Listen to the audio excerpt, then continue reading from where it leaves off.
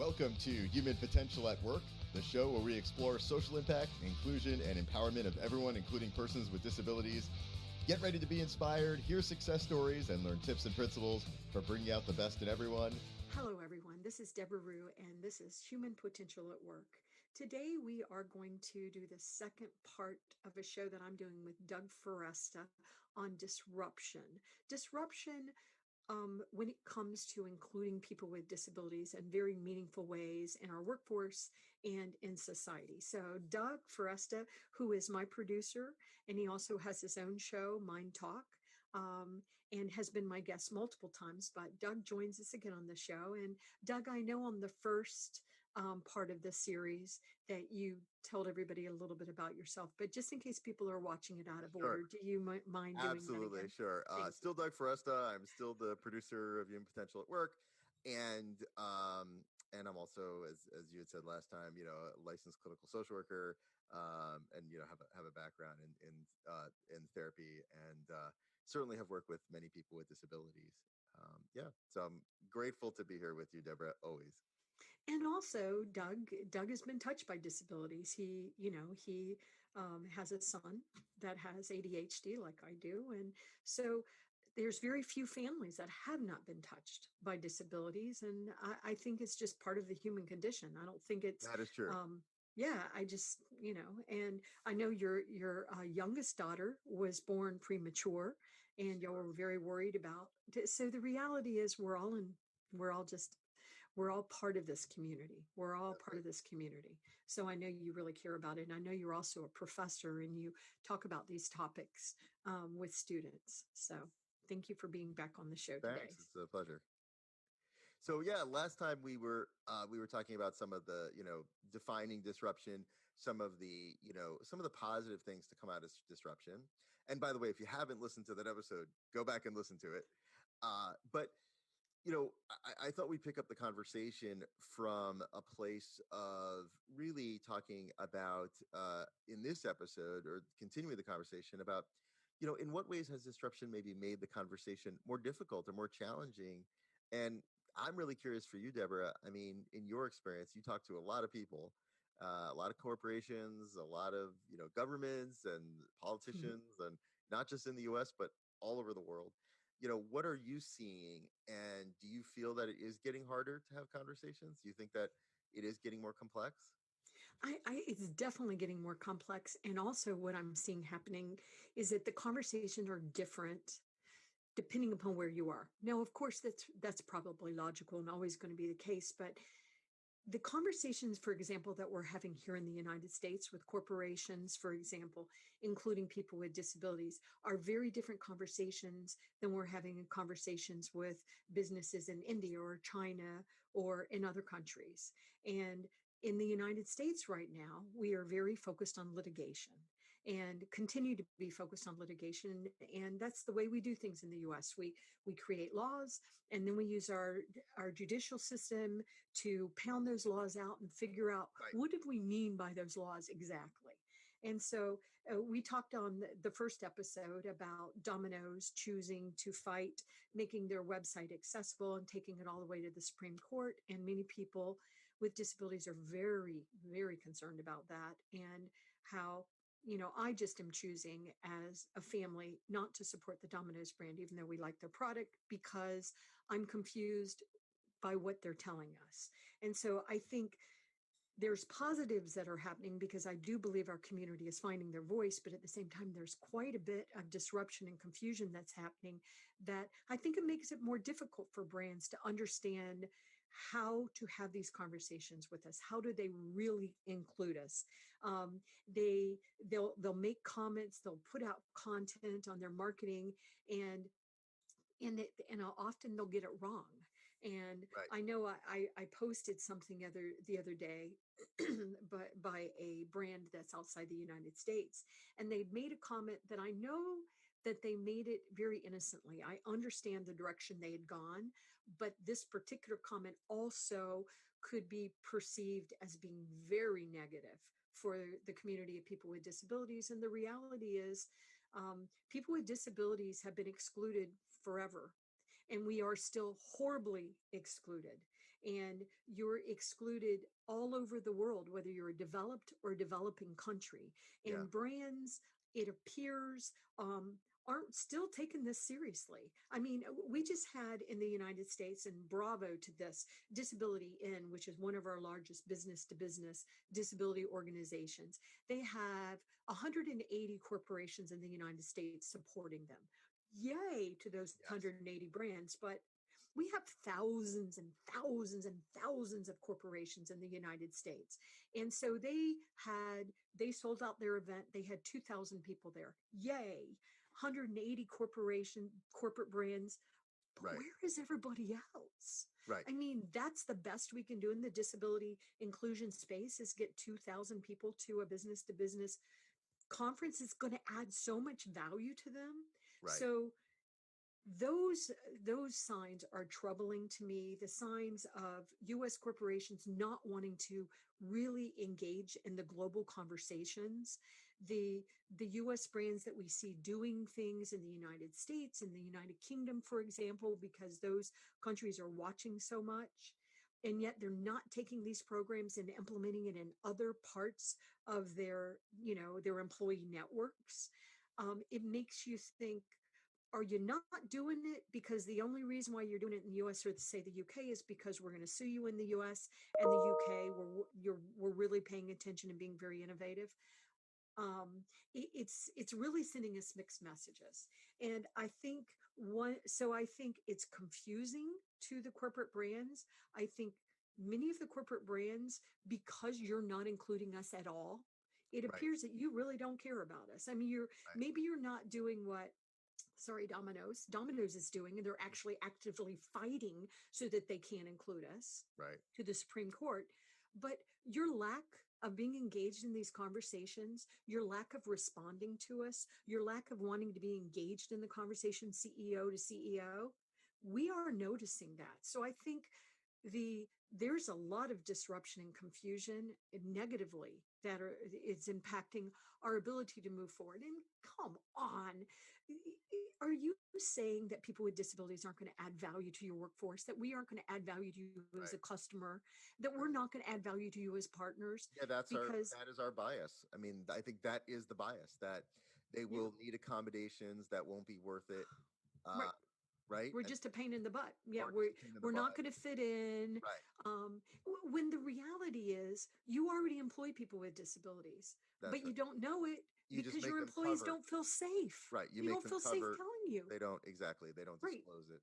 Right. So in the United States, you're not allowed to ask. So we have to self disclose.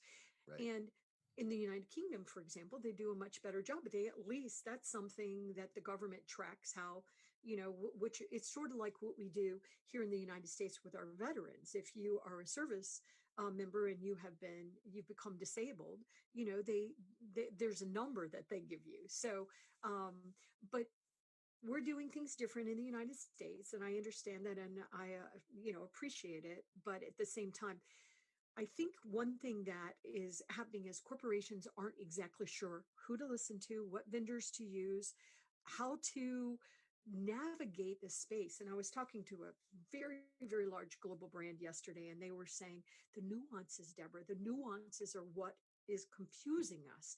And the Yeah. nuances that we get here in the United States versus in the UK versus in Bangladesh versus, in Africa, they're very confusing to us because we do want to include everyone. Right. Of course we do. We understand the young people are saying that if you are not a good brand, what makes you a good brand? Does it make you, do you only care about profit? I want you to care about profit. That's how you stay Right. in business. Do you care about our planet? Do you care about the people that work for you or your customers? Do you care about, and Yeah. so what is the purpose of your The organization? Is social your purpose, responsibility, right? right? Corporate social responsibility. We're expecting companies, and that's part of the disruption too. I think Yes. part of the disruption is that companies are like, well, we're just here to provide value for shareholders. And now all of a sudden we're saying no. People are saying, no, you're a company. We spend a lot of money with you. We do expect you to have social responsibility, and social responsibility within the, you know, we don't expect, for example, we don't expect Domino's to necessarily fight for the environment because I don't know, maybe that's not their thing. But we also don't expect Domino's to go to the Supreme Court to try to block accessibility for websites. So, Right. you know, I'm just yeah, shocked by that decision. It's such a I couldn't bad help it. decision. I know I couldn't Such a help but bring that up bad, again. bad, bad branding It's a decision. very bad brand decision. And Um, they will never be able to live that brand down. They'll never be able to live it down because people will always talk about it. yeah, So, it's one of the biggest challenges I think when a disruptor happens is it's interesting. You ever see the movie? I forget what it was called. It was a cartoon, and it's about this family that's living in Pangea, like right when right when the what do you call that? The tectonic shift, right? The plates are shifting, and so the dad is played by Nicolas Cage. Says, as long as we stay in this cave, I we'll loved that you show. remember that? Yes. Yeah. As long as we stay in this cave, we'll be fine. Well, the problem is the cave was right on a tectonic plate. So it's literally, if they stayed right where they were going to get swallowed into the earth. And I think that's such a great kind of metaphor for where we are, that staying where you are and having the old conversations, doing it the old way, the plates are shifting and it's not Mhm. going to be okay. It's not. And I have so many gigantic corporations coming to me every day Yeah. asking me to do stuff for free for them. Yeah. Every day. It amazes me what I they know. You ask me tell to me do that for number and them. it makes my blood boil. Yeah. It's just amazing. And by the way, I do want to help, but you wouldn't ask, once again, a security expert or That's a right. privacy expert to do Right. things for free. I know you're asking me to do it for free because It's a I good cause. care. Right, I Right. care so much about our industry, but I'm very bummed out to see how little, really little effort is being made by many of Yeah. these corporations to Yeah. nothing, doing nothing. But then at the same time, you'll see stories like Fidelity Investments. We had Jeff on, a few weeks ago, and I had no idea they were doing so many amazing things in Right. Fidelity That was a Investments, great episode. Yep. but they're doing it at grassroots level inside the company, and then it's turned into something really beautiful. So what I wonder is if there aren't more brands actually doing stuff, but they're not talking about it because they're afraid to That's talk right. about it. And that is part of the negativeness of the disruption, right? Because Yeah. you try to do the right thing and then you're slammed down. You try to do a really cool commercial and include Right. people with disabilities, and then the community comes out and says, what is this inspirational porn stuff? Which, by the way, sometimes you deserve that. you know so you don't just wing it, you don't just try to figure it out on the fly, you come to the experts. But who are the experts? Because that's shifting and changing. And I listen to experts talk, and I think you really, really have to understand what you're trying to do and where you're trying to go and who you're talking to, because you're being listened to in so many ways Right. that sometimes I think the corporations must be paralyzed with fear. They must be Yeah. paralyzed with fear at the same time. So I also feel very, very empathetic towards them. Yeah. But at the same time, I'm really tired of people with disabilities not being included meaningfully, and for society treating us like we don't matter, and you're too odd to include, or you're this or you're that. And it is time for humanity to evolve, and humanity is trying to evolve. But I think we, as the community of people with disabilities and our allies, we really, really, really need to start rewarding the brands that are rewarding us. And we need to start pushing back on the brands that are not including us, like Domino's. That's right. And once again, love their product. Seems like they should just focus on making pizzas because they make, Right. easy, It's cheap. almost like they went into an area that they have no right to be. Yeah, that it's like, Yeah. why would you do that? Yeah. It just seems so silly, but I mean, it's all over the news. So I Yeah. don't think I'm speaking out of turn. I know I'm not speaking out of turn, No. but where are the brands that are really, truly including us, that are talking about us, and that, Right. um, the I was talking to AT&T the other day, and I actually am a fan of AT&T. I think AT&T has done a lot of work with accessibility, with disability inclusion, with empowerment of people with disabilities. I'm not saying they're perfect, nobody's perfect, but they Right. are so trying. They're Right. really trying. And I I applaud that, but at the same time, I understand that if a brand comes out once again, especially in the United States, and tries to talk about the good work they're doing, they often feel like the community's just watching and waiting for them to make a mistake so we can get you. Right. So that And that is has to change. unfortunate. And that has to Yes, change, right? I mean, that's one of the things that I think really has to change so that people feel more comfortable and more safe to share practices. right, right. Yeah. Yes, I agree. And so I think that's part of the disruption we're working through Yeah. and I trying to agree. figure out. And I I know that many corporate brands, they're the individuals that work for these large corporations will come to me begging me to help them, and they don't have any resources, they don't have any money, they don't have a lot of experience with all the nuances, and they're not getting any kind of budget. They're Right. totally a check mark position, and often it's a collateral position. So it's like, well, you have this and this and this to do, and this. Yeah. And so I feel sorry for them. There's a lot of wonderful resources out there, but um, there are some corporate brands that are now global brands that are really stepping up and saying, we think we could really do a good job with this, and we think we could actually show the world how it should be done. Right. And that's the brands that we're going to work with. We The brands that keep coming and saying, please do all this work for us for free, Right. we just can't do that for you anymore because That is part of the disruption as well, right? yeah, It's yeah, like please don't ask us if you anymore. want to work with Rue Global, if you want to work with Rue Global Impact, if you want to work with Deborah and the amazing team that that we have here, then you're going to have to show that you value. Like you said, you wouldn't go to a doctor and say, "Can you see me for free?" Don't you That's care? right. Don't you care about me? You don't care about And my I'm really nice. I and mean, I'm really nice. right, Right. And what you're doing is when you're asking that, you are devaluing the right, the work. You are devaluing the community.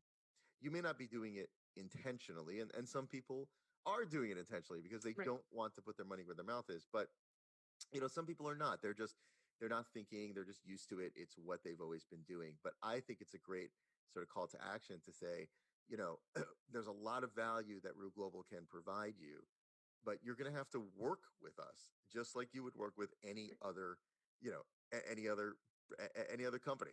Any other vendor, I know. And it's, you know what, it's not just Rue Global. I see this Yeah. happening to Right. people all over the world, and not just in disability inclusion. It's in diversity inclusion, it's in sustainability, it's in it's really Yeah. amazing. Cyber safety, another thing that we're really interested in, Right. keeping all children, including children with disabilities, safe on the internet and on Right. social media. I understand that's a big job, but it is, and you and I had an episode a few Yes. several years ago Yes. I about remember that. social impact. Should you Yes. pay for social impact? It's our teachers, it's our firefighters, it's our emergency Right. response people, it's our social workers. It's not That's just right. us. That's And right. so can society shift to where we can value Right. the people that are in society that are trying to improve humanity and inclusion, and Right. we have to have all workers that want to work working, Yeah. because we are aging societies. So I think the community of people with disabilities and our allies, we once again, we need to talk to brands, and we need to say to brands, I am changing my brand relationship because. And we Yeah. need to take the time to tell them that. We have so much more power as a community than we realize, but we're not doing a good job talking together. And also, we need to sort of, I don't want to say police ourselves, but we also need to find, which I do this too. I see vendors coming into the space saying, oh, all you have to do is do this and you're done. And I will Right. question them and I'll Right. say, okay, so all I have to do is put this little tool on my website and Yeah. I'm just done. And I'm done. That made The whole all my idea of videos being captioned. done, right? Right. The whole idea of being done is needs to be disrupted. There There's no done. This there's is no an ongoing thing. done. This is just like technology is ongoing and constantly changing. No, Oh, there's no done. You constantly have to make sure your privacy is done and security yeah, constantly. It's the same that's thing with right. accessibility and disability inclusion. But Well, Deborah, this is, yeah, I mean, we need to continue this conversation. Um, we're just about out of time, but I like I said, I think we can easily continue this conversation. I think it's just the beginning of the conversation. It's not the end. I Um, agree. but I really appreciate your thoughts about, you know, how the world is changing and how, and what got us here isn't going to get us there. No, it's not. It's not. And we want to hear your ideas. What do you Yes. think of disruption? That's right. Negative and positively. What could we do as a community to support the brands that we know are supporting us? What do we do to hold vendors accountable that aren't doing the right thing by brands? What do we have so much more power together and Yeah. engaging in these really tough conversations in some cases, and supporting the brands that are supporting us, but also calling out the brands that is like, really, you're going to make that decision? That's a bad decision. So I think I'm actually very hopeful, Doug, about the future. I'm very hopeful. I'm excited about some of the innovations I'm seeing from some of the brands that we're working with, and some brands that are working with other vendors too. We're not the only ones. There's a lot of Right. great vendors out there, but really caring about our community is something that there's an expectation from all society. So, Doug, thank you so much for being on the show today. Thank you, Deborah. It's always a pleasure. Yes, and I look forward to continuing the conversation, and we want to hear from you. So tell us what you're thinking about disruption, positive and negative, and what we can all do better to make sure that people with disabilities are meaningfully included. Really, that is just absolutely essential to society. So thank you so much, Doug. Thank you. Bye, everyone.